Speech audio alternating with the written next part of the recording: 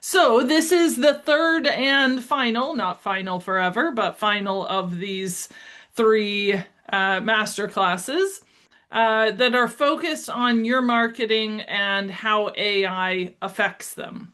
The first one, we talked about content and about how to use AI for creating content, be website, blog, social, etc. Second one, we looked at doing client and competitor research.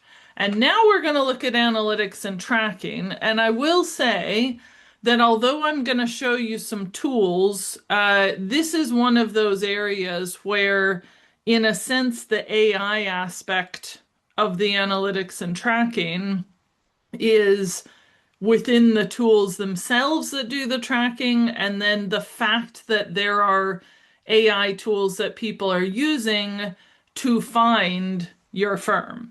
So there's a lot of possibilities there, but this one's a little less like, here, use this AI tool to do your analytics, and a little more, make sure you have these set up, and then we'll look at how AI affects those.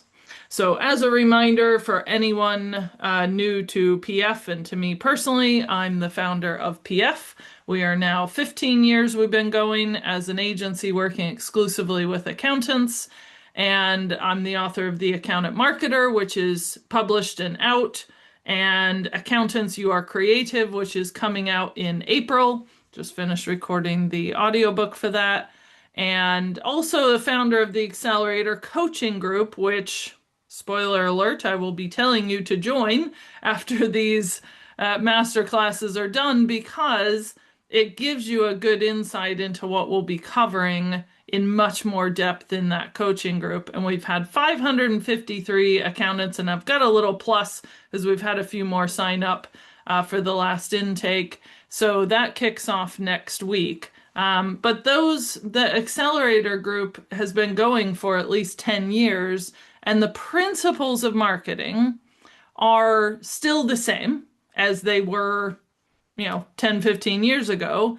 But what we're looking now is how AI is affecting those and how it is helping you to do more in your marketing, which I absolutely support. I want accountants to be involved in their own marketing, because the numbers and the data, which we'll be talking about today, tell us that the more involved you are as the owner, then the more involved your team are in marketing, the better results you get. And another kind of side quest spoiler is that the results that we're seeing firms get lately tend to be a combination of the digital online assets, so the website, the guides, the social posts, the things that you have a presence, and the personal connections. So the emails, the LinkedIn messages and connections, the going to networking events. When you combine those, that hybrid is getting people the best results, which makes sense because in this time of using AI, a lot of people are questioning what is real. So if you have a lovely website and good presence and great tools and assets, they're still going to be going, but is this person, is this company for real? And the more you can do to reassure them on that, the better. So the first question we want to ask for today's session about analytics and tracking is all framed around, how do you know that AI is helping your marketing? And the temptation always is to do it based on time. So you say, well, AI helps me because I was able to write a blog in 10 minutes. Or I didn't actually need to hire somebody. I just use AI and the existing intern or assistant that we have. Or I didn't used to post anything on LinkedIn or Instagram, and now at least I'm posting something. And that feels like you're having great success. But if you're asking the question of how effective your marketing is being, then you need to be looking at the data. You need to be looking at what the numbers are telling you about what happens when you make a change. And what's really important is that you don't want to change too many things all at once. So if you added 3 new website pages, started posting weekly on LinkedIn, and sent out an email newsletter, you would have all this data, and it might be a little hard to tell which one had the biggest impact. And what we'll look at today is just the way that these numbers merge and connect and show patterns. That's the key that you want to look for in your numbers, is what kind of patterns are happening and where might those come from. And we'll talk about what those mean and where those come from. But these are very real numbers that some of our clients have experienced, and we know this because now, as a base level for everything we do with our clients, we start by either reviewing what you have set up in terms of analytics or setting it up for you. Because there's no point in creating new web pages, writing blogs, doing anything marketing wise if you're not tracking what the baseline was. So if your baseline is 0, and some of you on this call are going, there's no point putting Google Analytics on my website. It'll tell you I had 4 views, 3 of which were me, and 1 was spam. But you've got to have that number, first off, because it's not always what you think. And secondly, it tells you things like this. We had a client who had loads of website pages, but they weren't being found. And so we did an SEO audit and found that some of the pages were duplicates. Some of them had the wrong links. Some of them didn't have the right SEO keywords. So we did a lot of work on it. And after 3 or 4 months, we began to see an increase. And it wasn't just this 1 month was 187%. The next month was 181%. The next month was like 160%.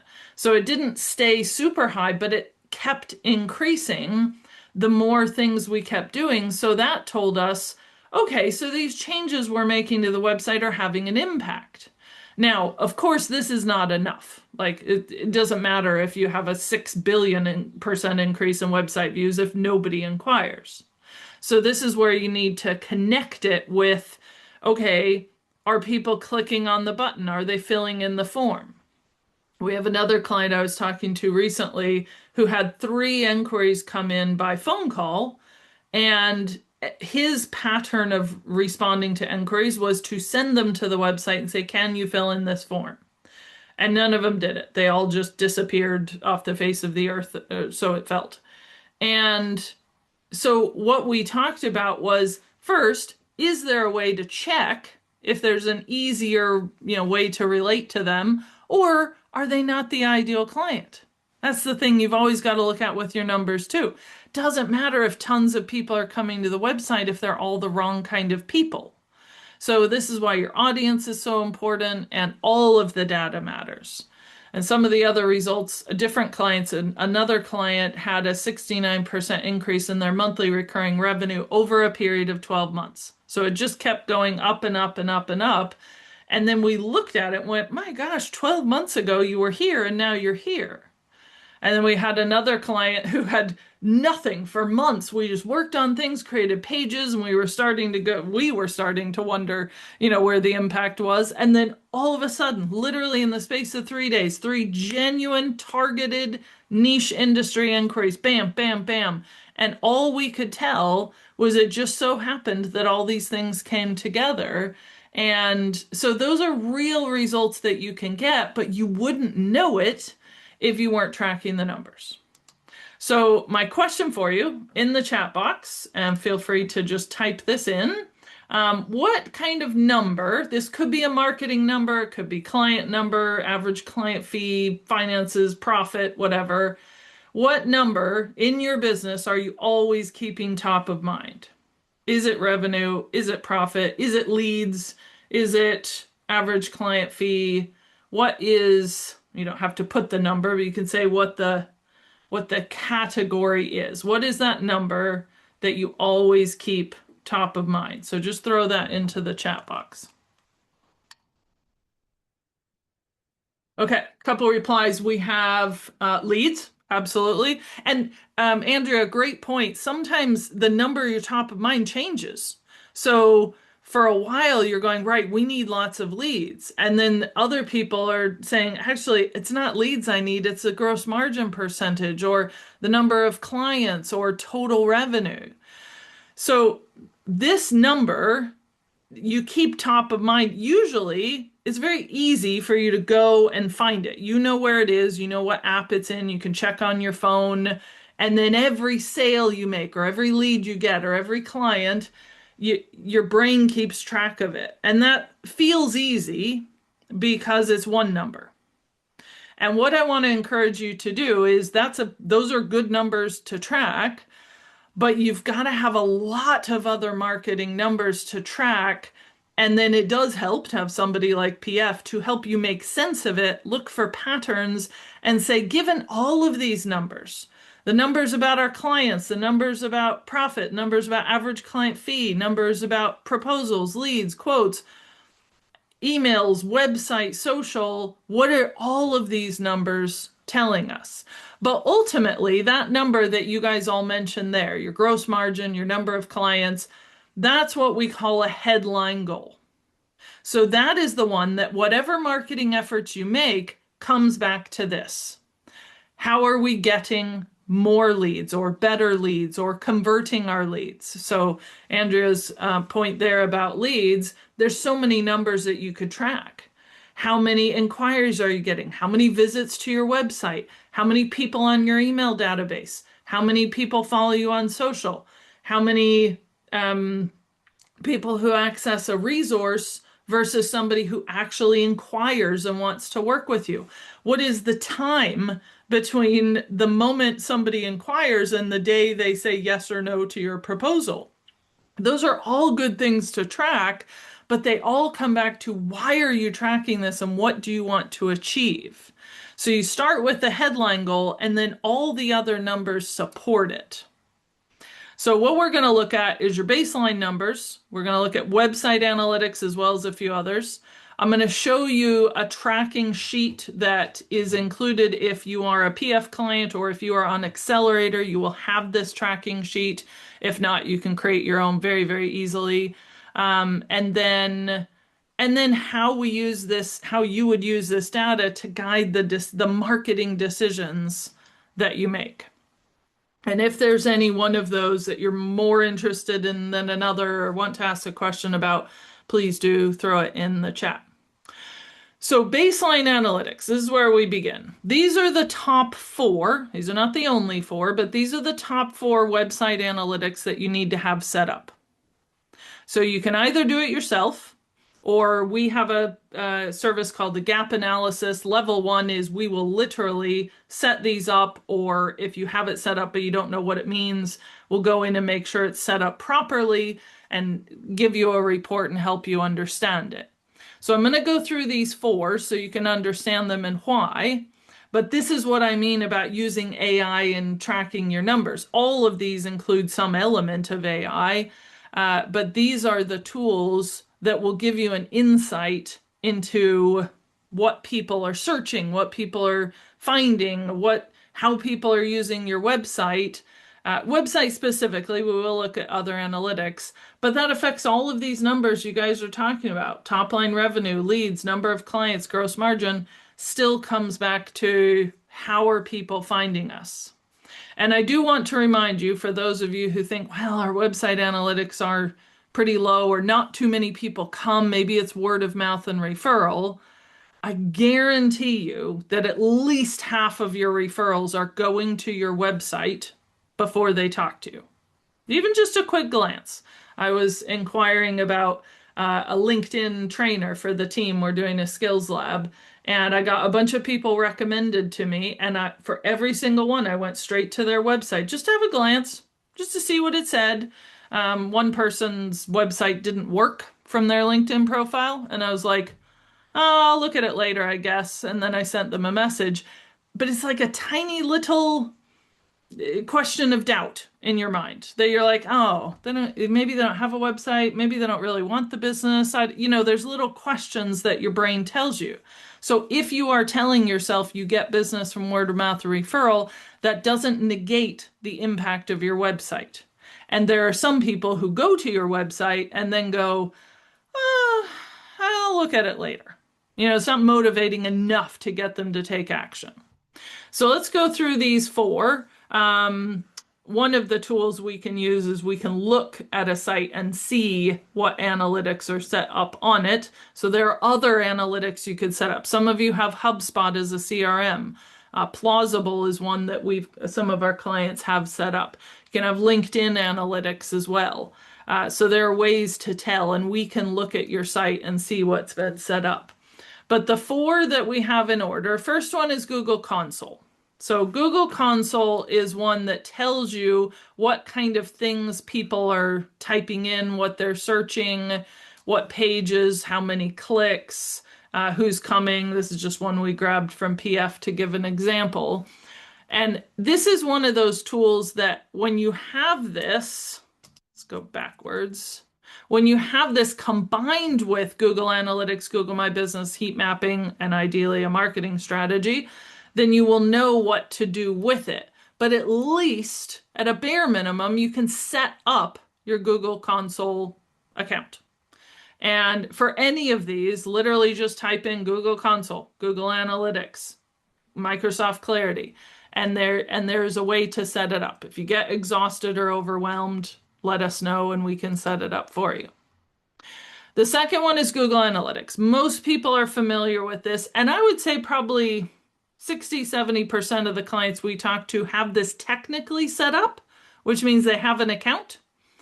We've talked to some accountants who have worked with another agency who set it up for them, and they said, so it's there, and I look at it, but I don't know what it means, and I don't know what to do with it, and I don't understand, why these little ups and downs matter. And this is where we start to get into data over time.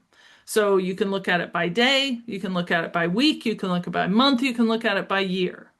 And the power of something like Google Analytics is, again, as you make changes. So we have a lot of people in our accelerator coaching group who go, oh, I'm going to add a pricing page, or I'm going to change our services pages or create some services pages.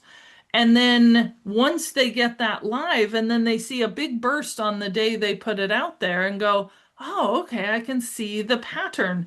I put out this new page and now we're getting more visibility on it. And then again, you connect it with the other tools. So I'll come back to that one, but heat mapping, the one we recommend is called Microsoft Clarity. And this is one of my favorite tools because it's so color coordinated. I'm great with colors. My calendar is full of, client meetings are yellow and prospect meetings are lavender and all this. But heat mapping says if it's red, people are moving really fast through it. If it's, or they're spending time, sorry, got that wrong. Red means they're spending time on it. They're waiting around on it. And blue means it's very cold. They're not spending any time. It's like that old game, hot versus cold. And so they are going to a certain area of your site and then leaving or not spending any time there. It also includes things like rage clicks, which is I went to the page, I clicked on the button, nothing happened, it was frustrating, I kept clicking, and I gave up. Or dead clicks, so they go and then nothing happens. Or excessive scrolling, just scrolling and scrolling and scrolling and not taking any action. Quickbacks, meaning they click on something and then quickly go back to where they were before because what they clicked on didn't work. And you can see what percentage of users reach this point on their website page. So again, you may set up Clarity and go, okay, that's kind of cool, I guess, but what does it mean? But ultimately, what you're doing is giving yourself the tools to be able to see some patterns. And the key, of course, is to get patterns in some of these items that will lead you towards those things you mentioned. If you're trying to increase leads, then ideally you want more sessions on your website. You don't want rage clicks. You don't want dead clicks. You don't even want excessive scrolling. You want people to take an action. You can look at your buttons and make sure they work. You can look at things like, does the button deliver what it promises? That's a nice, simple task that any of you could do. Go to your own website, and if the button says, I was looking at this for a client recently, they had a page where the button said, find out more about point of sale systems. And when you click on it, it goes to a contact form. That doesn't match.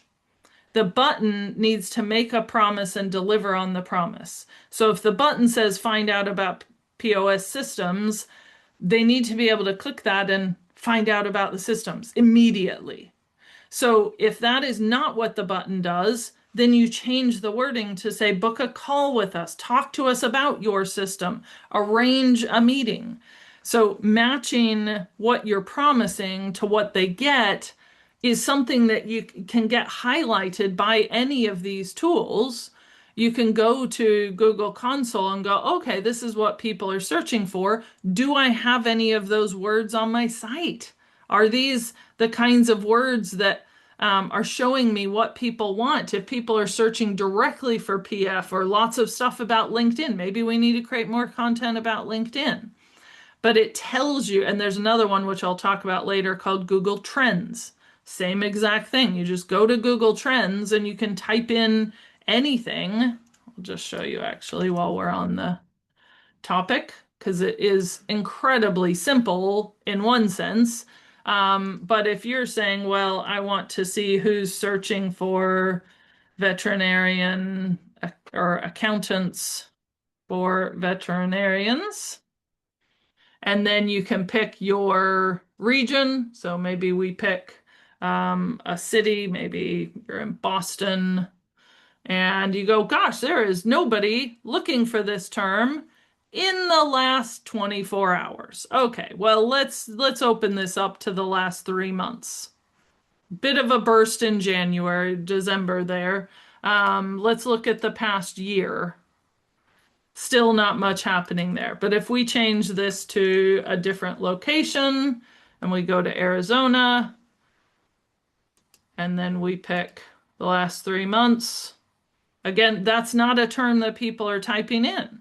So granted, this could take forever because you could start playing around with all these and you can use this in combo with other tools. But a lot of times people think, oh, everybody must be typing this in. And then the Google Trends is saying, well, it's not really trending. That's not much that's happening. And you can go to trending now and see the kinds of things. And usually it's life things, Pizza Hut, sports, things like that. But from time to time, you can see things that might relate to the kind of things you're doing. You can also pick by category. So you could go with business and finance. So the top three are the Google stock, Pizza Hut, and Bitcoin price. And that could change. That's only the past 24 hours. So if we did the past 7 days, where's my refund?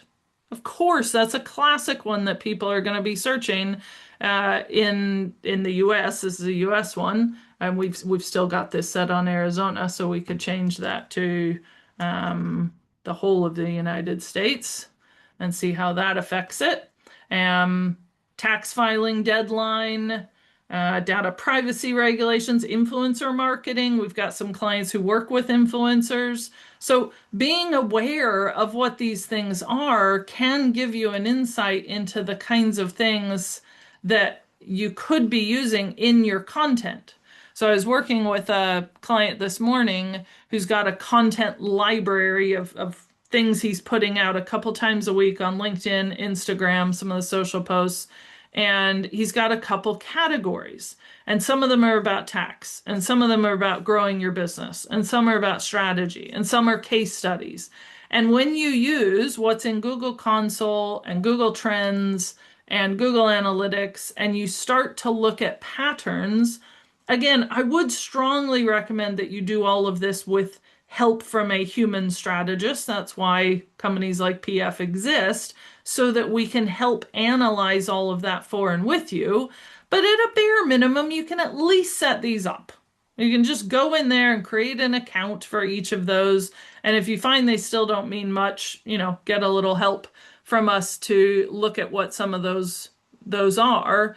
But it will begin to tell you some of the trends, some of the clicks, some of the things that are happening. Google My Business is the fourth one on the list, and this one is extremely powerful because this is just another area that helps people to find you. The more Google reviews that you have, we've got clients who have just started adding 1 or 2 Google reviews every month. They go to a client who said some nice things, and say, hey, would you be willing to put this on a Google review? And they say, sure, of course. And it gets their numbers up because more people are finding them. And it's connecting you with people who are looking for you.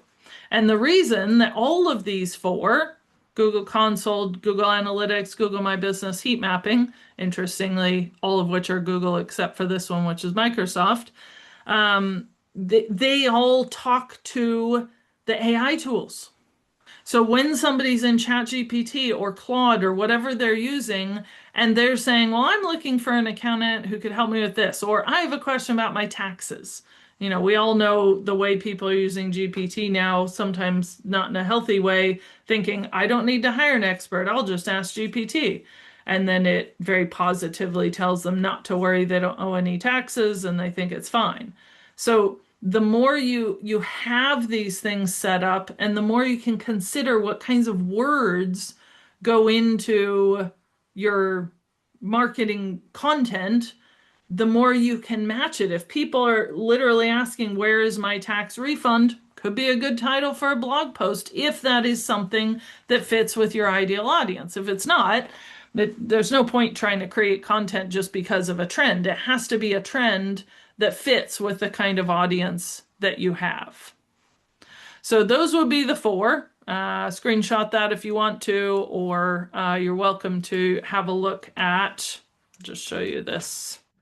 For those of you who aren't familiar, we have changed a little the approach that we've taken at PF when we start working with a client, and it all starts with analytics. So this is the one-to-one work that we do, and the baseline analysis, you can get that completely set up with, thank you, Beth, for the link, with, we'll set up all of those things, we'll set them up properly, we'll give you a report, we'll send you a video, we'll have a call with you, we'll help you understand how to use it and what to do. So you can sign up directly, or you can request a call and talk with us about it.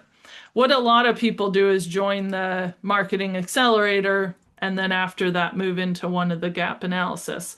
But the point is, all of these analytics tools are to help begin tracking the numbers so that you can connect it with the other areas. So this is a really important thing. Website analytics are not the only analytics that matter.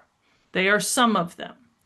Other analytics that you most likely need to be tracking are email marketing. If you are not doing any email marketing, then at least have like the number of people on our database that we could email, number of clients, number of prospects, simples.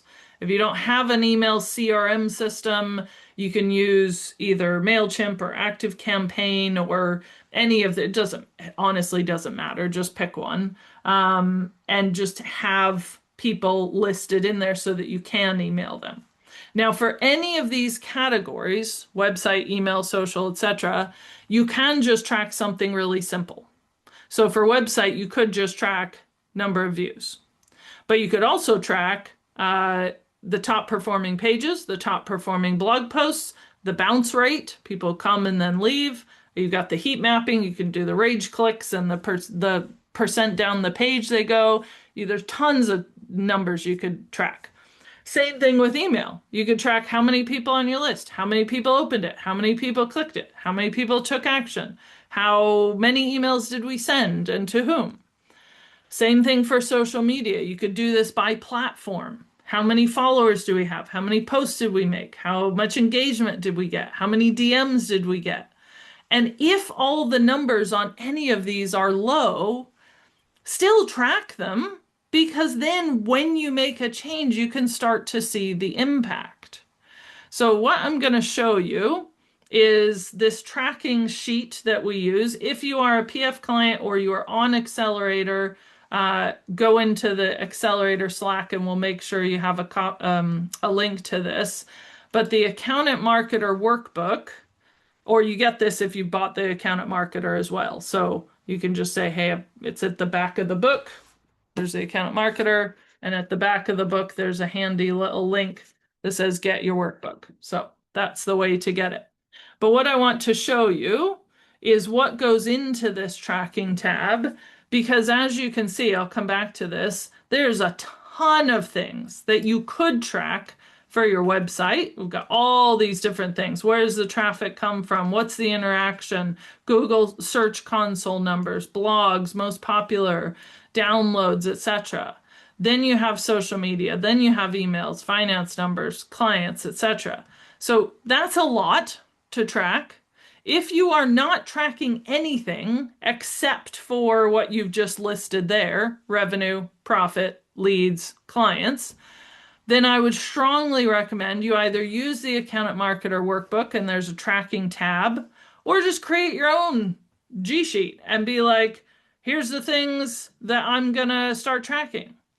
And the key is you've got to know what your priorities are, which will then tell you what to track. So if your priority is more visibility or more leads or higher revenue or higher profits, then that will then tell you what some of these things are that you need to track. Again, if you're not sure, you can ask. But I would say at a bare minimum, track some of the core things of your website. How many people come? How many views do you have? What's your bounce rate? A good bounce rate is 40% or lower. That means that people are not coming and then leaving. They're coming, sticking around a bit, and then going. So if your bounce rate is hovering around 70, 80%, you probably have some work to do. And then that helps you set a target. You know how budgeting works. You figure out what the baseline is first so that you can set the target. There's no point saying, we want 8,000 visitors, and you realize you have 100 visitors on your best month. Maybe your new target is 150, and then when you reach that, your new target's 400. So there's a lot of things with website. Downloads if you have any. If you have assets, PDF guides, resources, checklists, get those all listed and see who's downloading them. I've talked to a lot of clients recently who have one of those kind of generic sites with generic resources, and they're like, oh, we have these guides and checklists and calendars. And every time we say, cool, how many people are going to the page and downloading? And they're like, I don't know. I don't know, actually. And that information is there. Those analytics are there. So find out what those are, because if you're getting nobody downloading your generic resources, and then you update the resource to make it more relevant, and more people start downloading it, then you know you're on the right track. Same thing for social. Again, I'm presuming most of you are not on all of the socials. I definitely wouldn't recommend it, especially if you're a smaller firm. Just start with one or maybe two. Most of our clients, we recommend that they pick the top one that their clients and prospects would go to, and that is their core, and then they might top it up now and then with another. So a lot of them would do like LinkedIn and Instagram or YouTube and Facebook, and they would just focus on those. And this is an important area to track the numbers each month, because some of these social platforms you cannot go back like you can with Google Analytics. You cannot go back and say, how many followers did I have on the 1st of May? It's just going to tell you the current ones. So this is why tracking it makes a big difference. Emails, we talked about that. Finance numbers, clients and prospects. Things like how many calls did you have? How many quotes did you send? How many were accepted? What's your conversion rate? What's the time that it took to convert?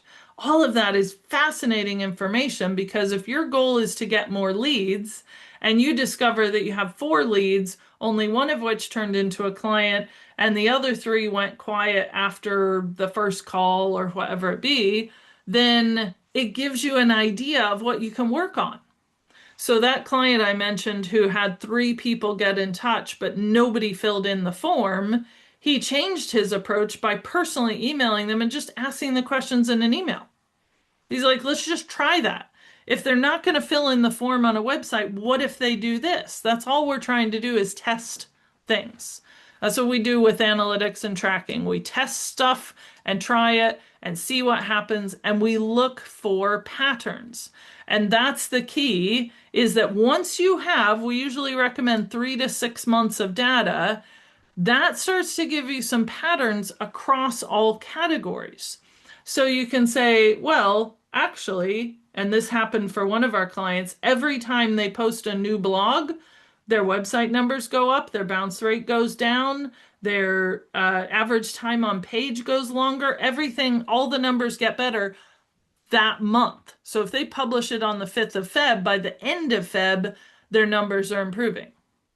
They also notice that as they are consistent with blog posts and social, they get more leads. So that's usually 1 to 2 months delayed. So we would look at everything and go, hey, let's look at the number of leads that we have. And we have this many people who got in touch. Here's the sales forms completed. So we had one, then we had two, then we had five, then we had one and one. Why did we jump up to five? And in March. And you look back and go, oh, in December we did a new blog, in January we did 2 blogs, and in February we did 4. So they were, and that was the case for them. Your patterns might be different, but the key is to be looking for what happens when we make these changes. And as I said, don't make too many changes all at once. Don't post a new blog a week, plus post on 4 different social platforms, plus start a YouTube channel all in the same week. It's going to make it hard. Well, it's going to make it almost impossible to do and keep up with, but it's going to make it hard to see your patterns. So at least tracking those numbers is going to be a good way to start. And then you can look for those patterns. And again, I would definitely recommend once you've started tracking this, drop it into ChatGPT, drop it into Gemini and say, right, here's all my numbers. I don't quite understand how these works. Can you look for any patterns? And you can use those tools. We talked in the last session about Gemini, Perplexity, Notebook LM. Those are all good ones for research. And you can put all that information in there, but you got to have some data to give to it, or else it's either going to make stuff up or be generic. And you want it to relate to you. I'm not saying that an AI tool is going to replace a human strategist. I still believe that that level of expertise and humanity is important. We constantly, when we're using Gemini and GPT, see it making stuff up. It literally does. But by and large, it can give you some insights. And if you have those things set up, then that will help you to make a start on it. And that's all we're trying to help you do is make that start. So just a plug for the accelerator. It starts next week. These are weekly sessions. That whole accountant marketer workbook I showed you is part of it. We have live coaching. There's co-working sessions we're going to start putting in. Anything that you create, we'll review. If you want to set up, where's my list? If you want to set up all of these and go, have I done it properly? We can have a quick glance at it for you as part of the accelerator and say, you may want to do this or you may need the gap analysis. So if you were thinking about that, make sure you sign up for that before next week. We do have a couple spaces. I think we're down to about 2 right now, which is great. So look for those patterns of which is impacting what. So one thing is seasonality. You might notice that you're getting lots of inquiries at tax season or fewer inquiries. The next month impact, which we talked about. The people who are, the people who are taking action, why are they taking action? What changes did you make? Look for the personal connection. Did you go to an event? Did you go to networking? Did you message a few people on LinkedIn? Did you post a few things? Did you talk to somebody? What is the connection there? I see this every time I'm on a podcast. I'm on a podcast, we share the podcast, and for the next couple weeks, we get a sprinkling of inquiries, and then it goes pretty steady for about the next year. We have people go, oh, I finally got around to that podcast, and I meant to get in touch with you.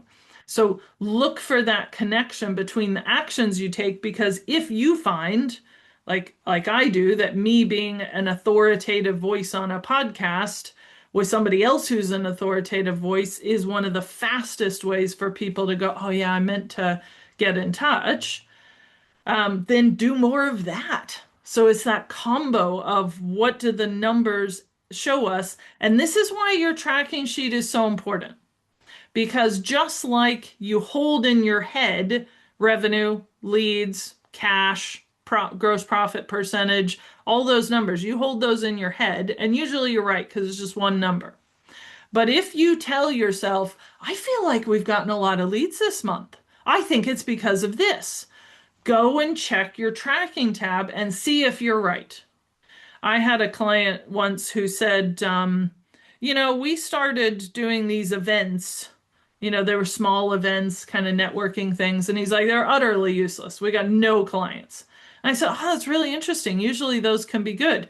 Can you go back and check because they were tracking all their sales. And they went back, and a day or two later, they came back and said, do you know what? I've just realized that 4 of the clients we've signed in the past 2 months came from those events.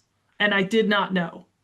Because people don't always tell you, I saw you at this event. There's a combo. They listened to the podcast, they read a blog post, they saw it on social, whatever. And this is why asking people where they heard of you, there's some value to it, but that is not the be all and end all because you've got to look at how all the patterns fit together. And again, AI tools excel at patterns and summaries. So the more you can upload in there and say, here's, ask me questions. Remember, we've talked about that in the last 2 master classes. Tell the AI tool to ask you questions about what you've been doing, who you've been talking to, what content you've been creating. And then it can pull all of that together with your tracking numbers and say, I'm seeing a pattern here that whenever you go to a physical event and you post a blog, there's a few more inquiries that come, or whatever your pattern is. And that's what you're looking for these numbers to tell you, because if you track these and just stare at them, you might end up feeling more confused and frustrated than ever. I will hilariously, for somebody who is a qualified accountant, staring at detailed tracking sheets is not my favorite thing because I'm a big picture person. I'm the visionary one. I'm like, okay, give me the gist. Like, are we going up? Are we going down? What do you think that's from? And then we can dig into the detail if we need to. A lot of your clients will feel like that, but you may be very excited and motivated by looking at these numbers. Great. Just get them documented. This is your marketing management accounts. If you do not do this or have somebody do it for you, we do it at PF for all of our monthly clients. We track everything. We give them a report, either monthly or quarterly, because most of your clients probably don't want to be doing that either. They don't want to do their profit and loss balance sheet numbers. They just want to know what the impact of it is. So don't overwhelm yourself by trying to track everything. But if you are trying to get more leads or increase your revenue or increase the number of clients or increase the average client fee, track a few things related to that and start looking for patterns. Okay, so now connecting the dots, and I've talked about this a little bit. These are some of the things we talked about last time that as you are researching for like client and competitors, getting insight, Gemini, Notebook LM, Perplexity, ChatGPT, Claude, and Gemini can be good for summarizing and getting patterns. So sometimes we do deeper research on Gemini and then bring it into GPT, which already knows our company pretty well, and says, can you make the connections here for me or help me make these connections? So there's that element, but then there's what we call tactics, and that's connected to the strategy you create. So when we're working with a client, the first thing we do is set up all the analytics. The next thing we do is the research. Then we make the connection, look for patterns. Then we build the strategy. And then we identify the tactics and the actions that need to happen. And this is where we start to use tools like Ubersuggest and Google Trends. So I'll come back to that in a minute. Ubersuggest is something that we get an email every day for multiple clients that says, hey, just great news, keywords are ranking, or bad news, none of these keywords are ranking, or these pages need to be fixed. Just little notifications. But this is, when you get to this level, this is usually after you have identified who you're going after, what platforms they use, how they're going to find things, and then you're starting to get them out there, and then you track the numbers and start looking at things like, who are all my competitors? What are all the SEO keywords that we can use? And Uber Suggest is great for that. Google Trends, which we looked at already, can give you some insights. If this is all sounding a little too much and a little too overwhelming, don't feel badly at all. That is why there still are marketing humans to pull all these things together. But there are little things that you can do. So if you do nothing else, set up your tracking tab and start tracking a few of those. Set up your analytics, those 4 on your website. Set up your tracking tab and just put a little calendar reminder once a month, or get an admin person or an assistant or an intern or someone to just fill in the numbers. You don't even have to make the connections yet, but you absolutely have to set the baseline, because once you start making changes, you will not know the impact of those changes. You will not really know. You will think you know, but you will be like that client I told you about. You're like, gosh, that is not working. And then you look at the actual numbers and go, oh my goodness. Actually, blogs, even though nobody comments and I feel like nobody sees it, still has an impact. Or Facebook actually gets us more than Instagram. I never would have thought. So looking at what is available, looking at the research, looking at the insights, and then looking at your own numbers can help you determine what actions you need to keep making.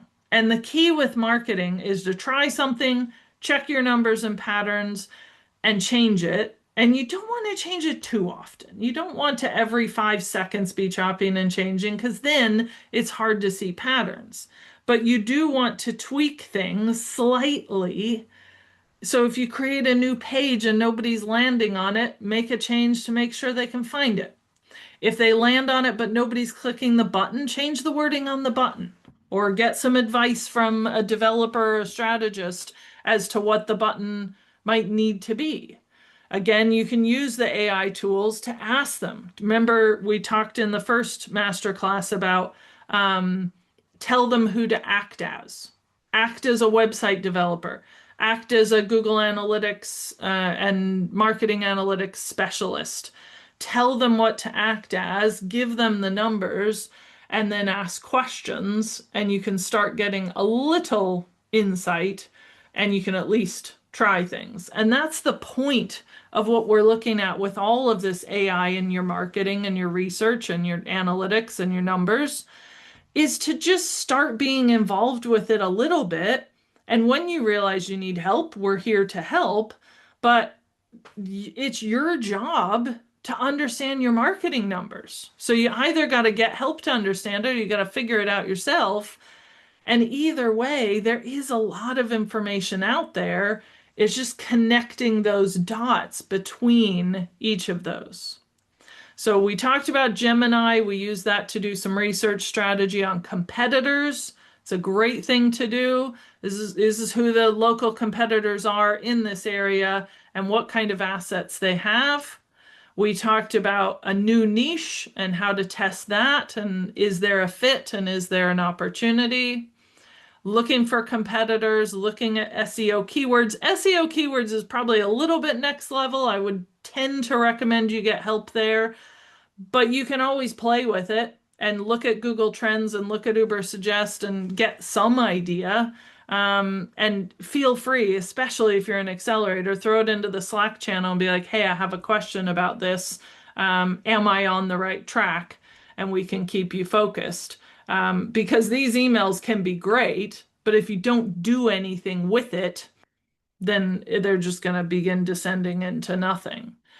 So start by setting them up and then get some help. Get some help from us, get some help from being on the accelerator, get some help from AI, and begin to put all of those together so that you can make connections and make those patterns. The other thing I wanted to mention is we do have a guide called the Marketing Metrics to Track. And I wanted to show you that we have, I might have mentioned it, but we now have a members hub on the PF website. And the members hub, and Beth will type the link in for you. If you're not registered, please register because it's got all of our resources, both free and paid, and you can go straight to guides and then go to the marketing metrics guide and read all about those metrics that you need and how you need to track them. It's a good reinforcement of what we've talked about today. And incidentally, all the other super helpful guides and briefs and templates, things like getting information for client stories. And there's more coming all the time. Beth is continuing to add those. But getting that set up in the first place is a good start. And I've just seen we have a question. So if any of you have questions on this, now is the time. Drop it into the chat. Question is, where do you get the numbers from? There's so much on analytics. So the first thing to do is just make sure that you actually have Google Analytics set up on your website. And then once you have that set up, I'm not sure I understand the question right there, Louise, in terms of like which numbers are you saying? Like which numbers do you want to track and include in the tracking sheet? If that's the case, I would start with like these top ones here in the tracking sheet. I'll just drop those right into the chat there. There you go. Start with those, and you can go into Google Analytics and it will tell you visitors, returning visitors, page views, bounce rate. And if you don't know what those mean, you can go into the AI tools and say, tell me about bounce rate. You act as a, marketing expert. Remember that I'm an accountant and I'm new to this. Here is my number of visitors and my bounce rate. Can you tell me if that's good or bad? You can use these AI tools as an opportunity to understand these a little better. Our team use it all the time. I know I've done it before where I'm just checking some numbers for a client and going, wait a minute, is that good? I think it's good. And then I just quickly check because it changes all the time. The algorithms change, the numbers change, the way Google and AI work together begin to change. So setting them up first, setting up your tracking sheet, and then beginning to use those AI tools to look for patterns is the number one thing to do. So Accelerator is your next step. Thank you, Hillary, for your kind words. We've got a few people on here who've done it before. We have a lot of people who've done it multiple times. So there's no harm in doing it again and again, because this one, for the first time ever, we are bringing AI into it a lot more. So every session, if I show you the sessions that we cover, so these are the 12 elements from the Accountant Marketer book. And so when we talk about audience, we talk about using AI to help you explore that audience. When we talk about email, we talk about using AI to help craft some of the content or make sure that it's more effective, or blogging or video or website or any of those things. So all of these can be brought together to help you understand how these pieces fit, and your numbers are the things that are going to show you the impact of the changes that you make. So that is all from us. If there's anything else you want to ask, I trust you know where we are. team@wearepf.com emails us directly. And then, of course, we're on all the socials. And if you've been considering Accelerator, please make sure to sign up before next week. We have two spaces left. Countdown 20, put that in there, is the code to give you 20% off. Unless you have another code, there's others floating around. And thank you so much for being here, and I look forward to seeing you soon.